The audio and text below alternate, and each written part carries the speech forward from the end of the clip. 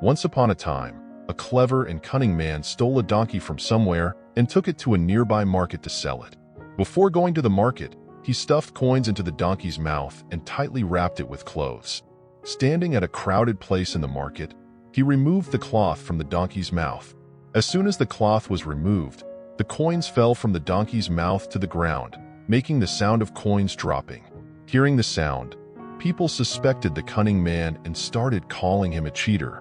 They gathered around the donkey and exclaimed how strange it was. One person mentioned that whenever he feels troubled or sad, he hears coins falling from its mouth once a day.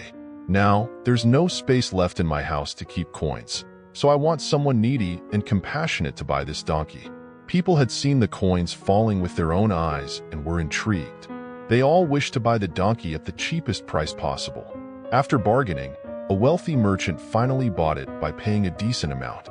The seller collected the money, gathered the fallen coins, and went home. The person who bought the donkey was proudly walking with his head held high, and everyone else followed him to his house. They all sat around the donkey, waiting for hours, but the donkey didn't drop a single coin. Finally, someone passed by and told them that they had been deceived. Before the buyer could escape, they caught the cheater, and everyone gathered outside his house.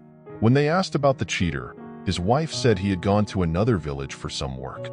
People waited outside while she went inside to inform him about their arrival and that he should come back soon. People became curious about how a dog could bring its owner home. When the clever man saw that many people had gathered outside his house, he put a leash on his wife, released the dog tied inside the house, and quietly slipped out of the back door. After some time, when people didn't see any sign of them returning, they realized they had been fooled again. They decided to wait inside his house this time, while the seller and the cunning man disappeared. When the cheater entered his house and saw the people gathered there, he started pretending to be humble and respectful, asking his wife what she had done for the guests. Hearing this, people felt ashamed that they had misunderstood him. His wife, shaking her head in denial, said she hadn't even asked them for water. Hearing this, the man got angry, took out a dagger from his pocket, and stabbed his wife in the stomach. Blood gushed out, and she fell to the ground. The people, shocked by the sudden violence, started criticizing him for valuing money over his wife's life. The cunning and deceitful man retorted, saying not to worry as it was his daily routine, and he would kill her again if she rebelled.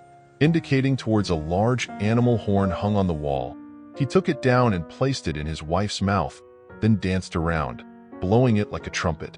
After a while, the same woman who had been stabbed in front of everyone stood up, placed her hand on her wound, and walked away. Everyone was astonished, forgetting why they had come there, and started negotiating to buy the horn.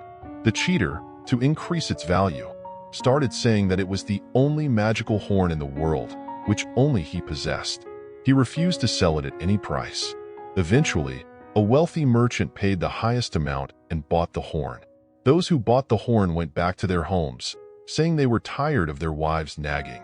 Today, if she fights, I'll kill her, and in the morning, I'll bring her back to life with the horn. But when the deceitful man saw the people gathered outside his house again, he made a plan and involved his wife this time. He had hidden a red-colored solution in a bag, which he put in his wife's clothes. Then he took a dagger with a hidden blade and a button that made the blade disappear from his pocket. He hung an old useless horn on the wall and quietly left the house with his wife. The people who bought horns for their homes left, saying, "I'm tired of my wife's nagging. Today, if she argues, I'll kill her and spend the night peacefully. In the morning, I'll revive her with the help of the horn." However, when that deceptive person saw people gathering outside his house again, he quickly devised a plan and involved his wife. He had hidden the red dye in a bag, then placed it in his wife's clothes. He took a dagger, with a handle containing a secret compartment, and a button that made the blade disappear into the handle when pressed. Taking an old useless horn, he hung it on the wall and left his house through a secret passage at 6 o'clock. After spending some time pretending to be roaming around, he returned and staged a drama to fake his wife's revival by throwing away the fake horn he had bought. As soon as he reached home, his wife started nagging him as usual. Unperturbed, he took out the dagger and stabbed his wife in the stomach. Blood flowed, and she writhed in pain. eventually becoming cold. He lifted her up, hung her in the room, and left her there for the whole night. In the morning, he tried various ways to revive her with the horn, but she was already dead. Slowly, he began to realize his foolishness and felt remorse. With a sense of regret, he left the house. Outside, people were waiting to inquire about the events of the night. The man wanted to hide his sorrow and shame, but some people insisted, and he couldn't hide the truth anymore. This time, he was determined not to get involved in any trickery, and he decided to throw him into the sea in a bag. Everyone agreed to this plan. Once again, they gathered and caught the deceiver, put him in a large bag, and threw him towards the sea. The sea was quite far away from there. As they tired out, they reached a spot near the sea and decided to rest for a while. After resting, they planned to throw him into the water. They were so tired that they fell asleep while resting. The man in the bag, feeling hungry and thirsty, started screaming, but everyone was enjoying their time. In the meantime, a shepherd passed by and saw that the group of people was sleeping soundly, while one side was screaming from the bag. He separated the sheep and goats and moved forward. When the bag was opened, he saw that there was a person inside. The shepherd asked, "Who are you?" The people who were asleep around asked who the people were sleeping around and why he was locked up in the bag. The deceiver replied, "Listen, all these people are my enemies. They want to force me to marry a princess from the sea and live a luxurious life here. But I have no desire for wealth and luxury. I love my cousin." The shepherd was deeply moved by his words and said, "Tell me if I can help you in any way." The deceiver said, "Yes, why not?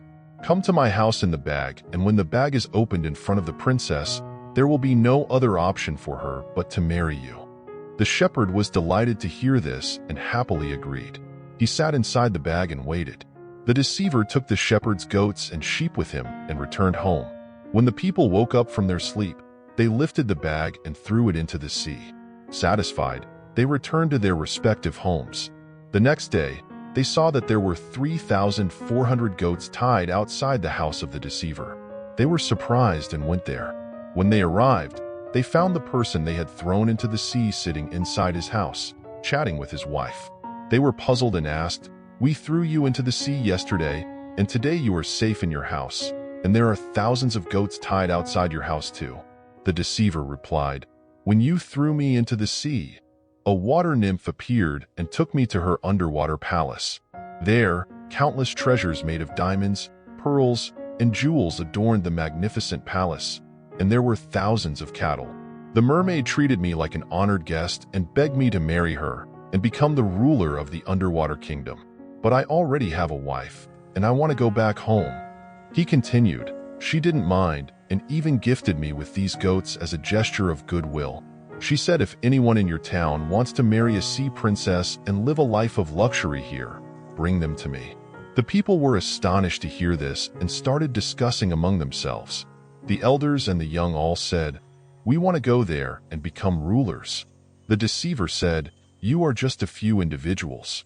Even if all the people of this town go there, it won't be enough." He said, "We are ready to take every person of the town with us." The deceiver agreed and said, "All right, tomorrow morning, everyone should bring a bag and a rope to the shore of the sea. Once there, we will help each other to tie each other up in the bags." The next morning, the deceiver tied everyone up in the bags and, with the help of his wife, threw all the bags into the sea. After disposing of all the bags, he became the sole owner of the foolish town.